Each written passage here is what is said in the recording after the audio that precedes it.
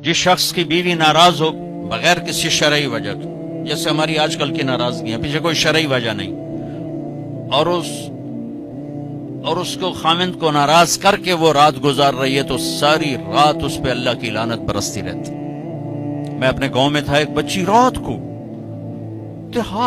کو چھوٹا بچہ لے کر وحشت زدہ، ارے کہاں سے آئی ہو؟ کہ میں فلاں جگہ، میں نام لیں فلاں جگہ سے آئی ہوں۔ کیا کر رہے ہیں؟ کہا جی مجھے میرے خامند سے بچاؤ، مجھے طلاق لے دو۔ میں نے کہا بیٹی اپنے ماں باپ سے کیا، میرے پاس کیا کرنے آگی؟